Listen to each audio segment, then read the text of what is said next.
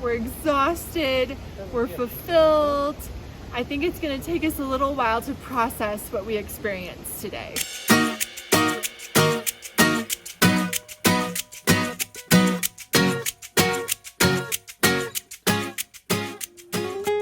If this is your first time here, we are Eric and Brittany Highland, and along with our 7-year-old son Caspian, we're attempting to drive around the entire world in our home, a 2021 Jeep Gladiator we call Dauntless. Our goal at Hourless Life is to give you a first-person point of view so that you can feel like you're actually with us on this incredible journey.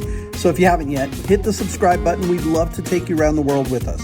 In our last video, we took you all over Cusco, Peru, the cradle of the Incan civilization.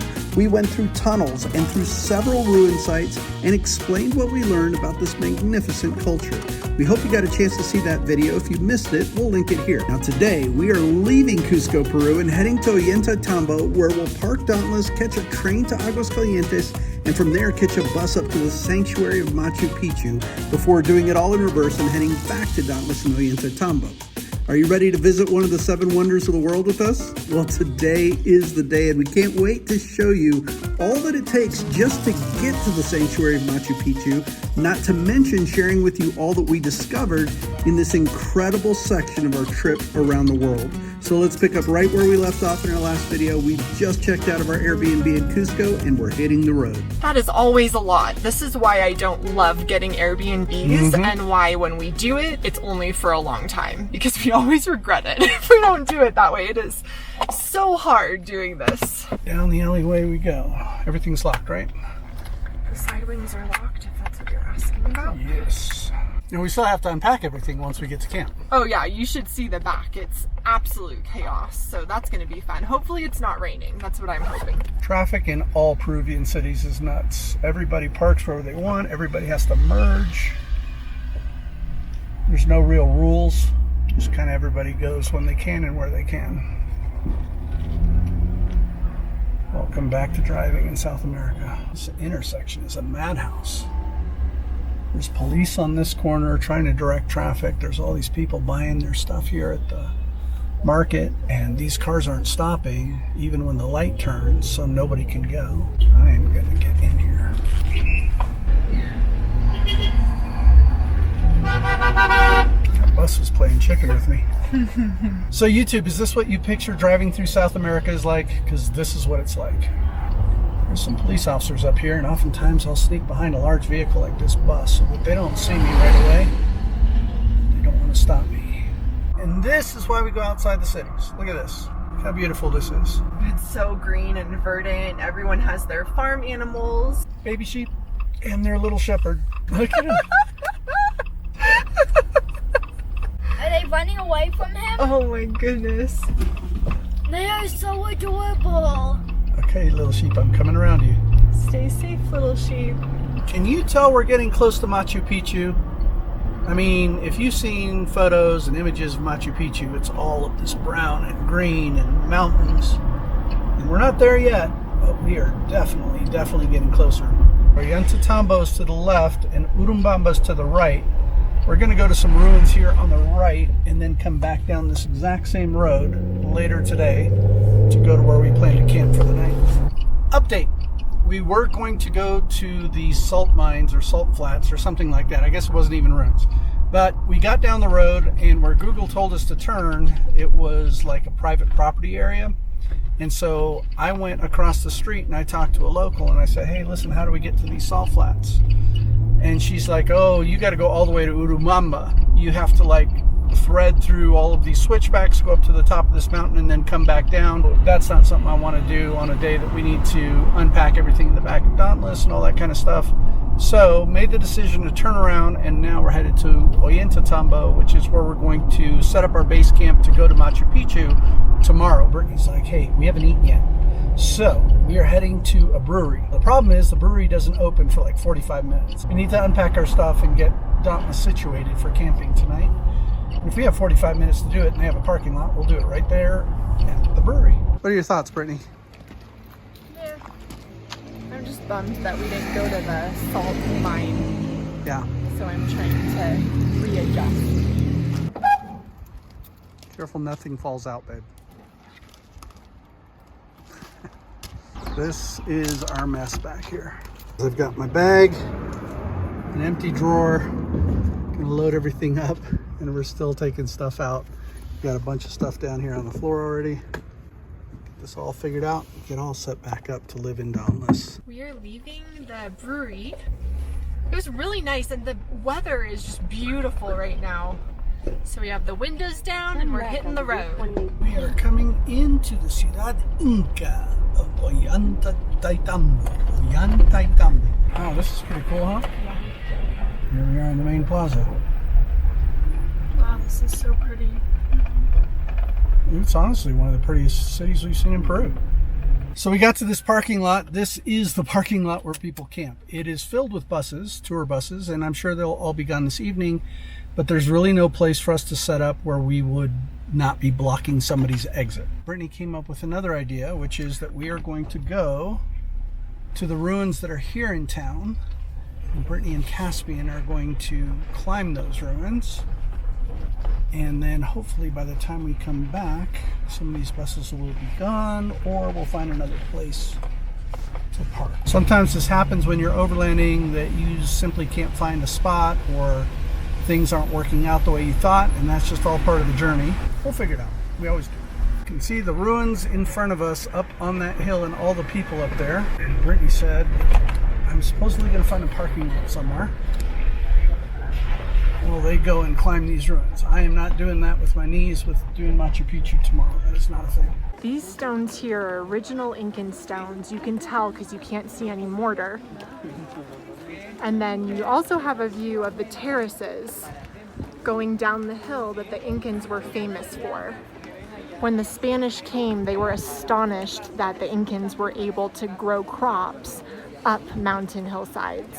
It is just incredible how these giant rocks were carted up the hillside to make this palace at Ollantaytambo without the use of animals, wagons, or wheels. We've made it up to the Templo del Sol, which is this building here, and we're just admiring these seams between these giant rocks and how carefully they were made to fit together. We went out a door on the top side of Ollantaytambo, and now we can see the outside wall leading down the hill. This is just incredible. Welcome to Niche World. Niche World. Caspian is so fascinated with these niches. Niche. What I love about these ruins is how much they've been restored compared to some of the other places that we've been, and then we just have incredible access. There are some rooms that are roped off that we can't go into, but look at this. We're just wandering through. Just like Incan times, we just have to imagine that everything had a thatched straw roof, right, Caspian? There's a doorway. How do we get in? Yep, it's the terrace below. All right, we came down one level and here's the doorway that we were just looking at from above. So cool. Everywhere we look, there's something awesome. We have a really good view of the terraces from here, and we're on our way down. Caspian, where are we? Las fuentes de ceremoniales. Yep, the ceremonial fountains. Still running. We found some little woolly friends. Caspian's seeing how close he can get, but we were reading last night about how both alpacas and llamas spit if they don't like something. All right, we made it back to Dauntless. Hi, Daddy. Hi, Caspian. I got an ice cream. Awesome, baby. Love you, Daddy. I love you too. How'd it go? Really fun. I'll tell you about it on a drive to camp. So, Daddy, we had to go through a tiny market, and then we saw the entrance, and we went in. There was this massive staircase in front of us. We're still looking for a place to camp. The one that we found earlier could possibly meet our needs, but there's another one that's a little bit further down that I want to check out that supposedly says it has a bathroom, so we will see. We woke up this morning to a little bit of rain. We all have our rain jackets on, but today is our day to visit Machu Picchu. We've got our tickets. Can't believe it's here. It's kind of surreal. We've been waiting for this for a long time, haven't we, Caspian? Uh-huh. You excited to go on the train? Yep. Let's do it. We're coming up on the train station. It's probably only about 200 yards from where we're camped. All of the Peru rail trains are blue, and there are no blue trains here yet. So I'm gonna go get a coffee, and then we'll find our train.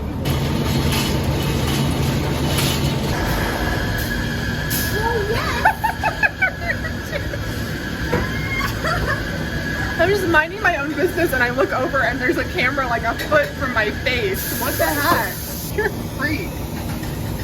This blue train here is the train that's going to take us to Machu Picchu.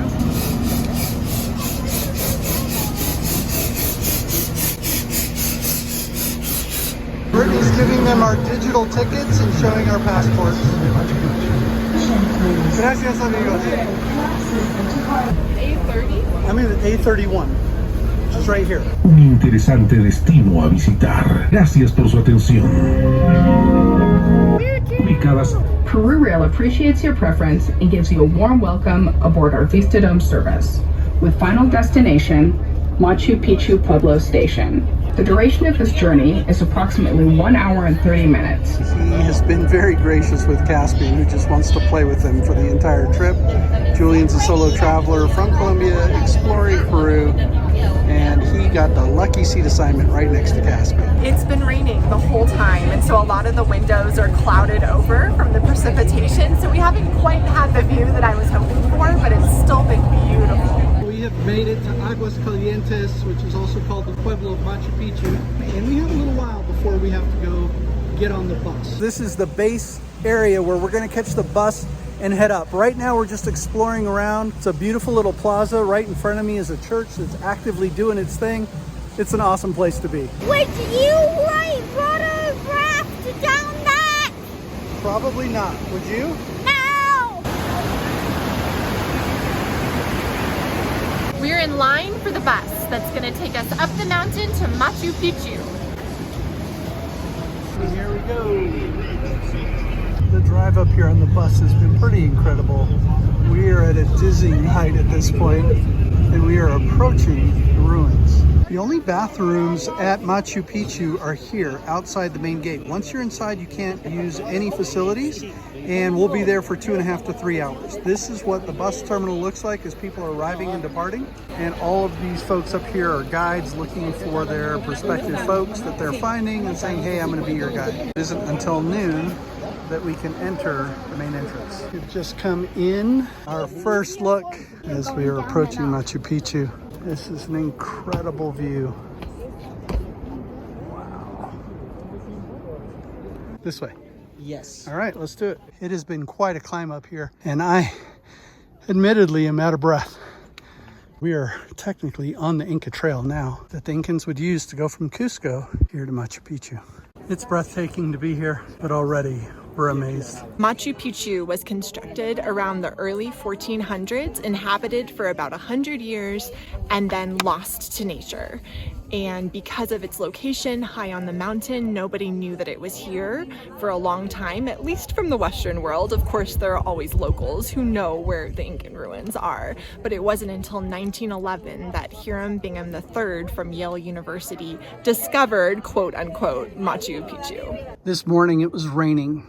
The clouds were all over, and there was no expectation of clearance. But when we arrived here, it fully cleared, and we've heard from so many people that they didn't get to see this. So blessed. Our tour includes the hike to the Inca Bridge. We are so high, and this is the narrow trail that we're taking. Eric decided to sit this one out.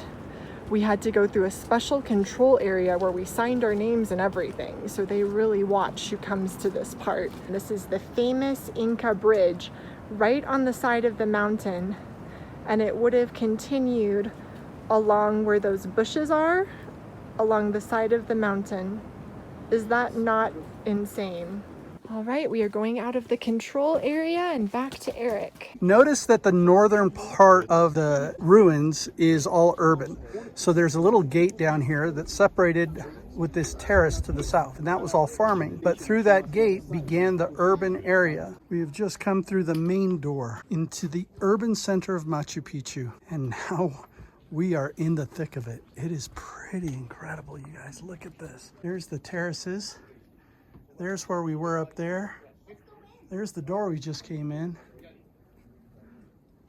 And now we're here. There were several hundred people who lived here, but several thousand were needed to build Machu Picchu. And there are several villages found in this area, including behind the mountains, where the workers may have had to walk, say, an hour each way every day to come build this site. This stone quarry here is where the Incans came to grab the stones, and they were much larger boulders like this, so they would cut them. And the way they would do them, as you can see on this rock here, they would look for ones that had a split, and then they would take bronze hammers and chisels and make holes in them, splitting them down the split and eventually opening them up, making smaller rocks like this. You look carefully, there is a chinchilla right here in the little arc of this rock. You don't get to see those too often, but there he is. Look how cute he is. Didn't have to pay admission, he lives here. This building here is the most sacred building in Machu Picchu, and this was their main temple to the god of Huiracocha. This big rectangular stone in the middle was their altar, and on this altar they would have rituals and sacrifices. In the niches above, they would have either idols or mummies of the dead who they believed were messengers between this world and either the upper world of the sky or the underworld of the earth. The Incans believed in three major worlds. They believed in the world of the sky, the world that we're in, and the world under the earth. And they also believed that they would cycle between these. And then there's this building over here, and this one has 3 windows. Again, one built for the earth in the middle, one built for the sky on the left, and one built for the underworld on that side. But they didn't care about dying even if they were the human sacrifice, because if they were sacrificed on this altar, they were okay with it because they felt that they would be headed to one of the other 2 worlds. This is the main plaza where they would sing, dance, play sports, and have ceremonies. Interestingly enough, that little spot right there in the middle of the screen used to be a monolith that stood up, but apparently the president of Peru decided to have it torn down because the king and queen of Spain decided to make a visit and wanted to land in their helicopter. So that is where they landed their helicopter to visit this historic site, or so the story goes. This is an opposite view. You could see up there where that little house is on the left. That's where we were standing on top of those terraces. Our guide Edgar was telling us that Machu Picchu is divided between east and west. This is the eastern side. This is the western side. The wealthy would live on the western side, while the workers and administrative functions would happen on the eastern side.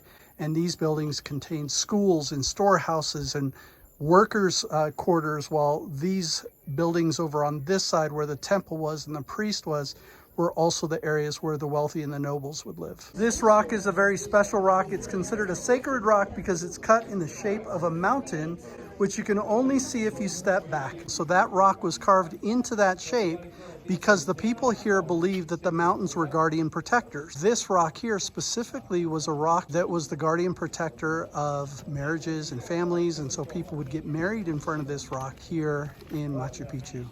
Behind me was a workshop. There were many things that were created here, including textiles, items with metallurgy, and ceramics as well, because this was a community, right, of hundreds of people, and they needed all of those goods to survive and conduct their daily lives. Where we are right now is the eastern part, so opposite is where the royalty lived, and here is where the more common people lived and worked. We just came down these steps from the workshop, and every turn we make, it's just beautiful. Look at this. All right, what is this place? It's part of our industrial area because not only one place they were using as a workshop, no? One was designated for ceramics, the another for textiles, and the another for metallurgy things, no? Okay, but this whole area was the industrial part in Machu Picchu. And then as you come out of this workshop, these were the houses for the workers, and they were 2 stories. The bottom story is where they would live, and on the top story they would have storage. This is another look at the houses here. You can see the dual floors. The top floors had windows to allow for sunlight and ventilation for the storage, and the bottom had doorways for the living areas. And we are almost done with our tour of Machu Picchu. A couple more things and we'll be on our way back. We got to talking in this area because you'll see behind me that there's a lot of this imperial style stone that was fitted really carefully. And so it's believed that this was an intellectual center with a school for the boys and the girls, but only royalty went to school as we know it. The rest of the working class, they were just educated to do their work, whether they were farmers or stone workers working in ceramics, etc. This room served as an astronomical base. There are 3 windows, but the only important window was this center window. And the reason for that is that the astronomers would use the tip of this mountain here to figure out when to seed their crops and when to harvest them. From our understanding, when the sun would come through this window, it would shine on one of these 2 pools, and then the individual who was in charge of this, the astronomer, would say it is time to seed or it's time to harvest, depending on which pool it shined on. It would be next to impossible to bring water up from the river, so instead a spring was found at the top of the mountain and fed down with, I believe, 489 meters of aqueduct so that the people here would have water to live. So the water comes down the mountain to the Temple of Water and then flows down 16 fountains to supply water to everyone here. This is our farewell view. We're heading back to the bus and back to the train. What an experience this has been. And this little baby llama came to say goodbye to us. Adios, llama. Caspian, are you being led by a llama to the exit? Yes. Caspian's just making faces out the window with some kids out there. Everybody's waving goodbye to Caspian. They all fell in love with him. This whole tour group. We worked up an appetite, so we found a restaurant called Full House that has a view of the river. It's beautiful. I have a traditional Peruvian dish of ají, but my boys got pizzas, so we have a little mix going on. And the rain finally came down, but it held off the entire time we were at Machu Picchu. We're headed back to Dauntless. It has been an incredible day. I'm still soaking it in. It's been awesome.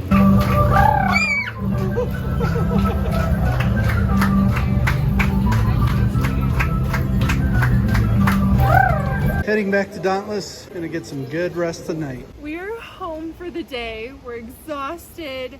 We're fulfilled. I think it's gonna take us a little while to process what we experienced today. It was a good stay. We had an amazing time.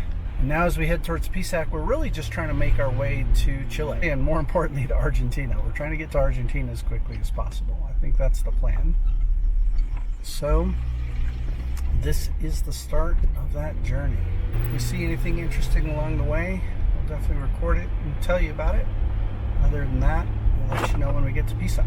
It's been a pretty uneventful drive. We've just been driving through a bunch of different towns. We are pulling into Pisac, 3 kilometers away from some sort of archaeological site. I think it's just around this next hairpin turn.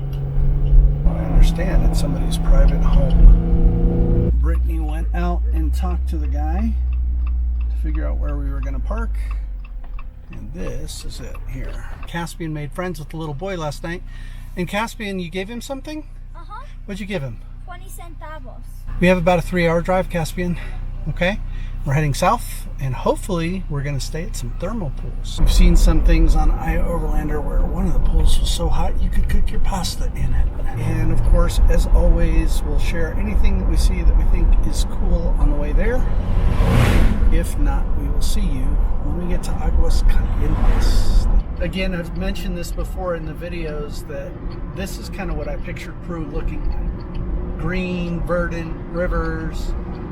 And only in the south of Peru have we seen this. Up north it was all dusty and dirty and trashy and smelly, except for in the mountains. In the mountains it was gorgeous up there too. We're going through an area where there's been a ton of fallen rocks from the hillside. Some more evidence of all the rock slides. And they've basically just left the rocks in the right lane. Usually they're cleaned up, but not here. Looks like these have been here for a while. And you're going around these curves not knowing if somebody's coming in the other direction, so it's kind of sketchy and take it a little bit slow, and I'm sure the locals are used to it though. We are coming up on where we're supposed to camp for the night. It's 1 minute away. just a little over a kilometer. We're at 13,318 feet, and it is 43 degrees, even though it's only 11:20 in the morning. All right, we're not gonna stay here. It's just really cold, really wet, really muddy, and it's so early in the day. It's only noon. So if we were to stay here, we have to pass the whole afternoon. We've told you guys this before, but we live outside. And so contemplating making meals and doing dishes and all that stuff is a little challenging. So we're gonna go up the road and see what we can find. You strapped, Caspian? All right, let's do this.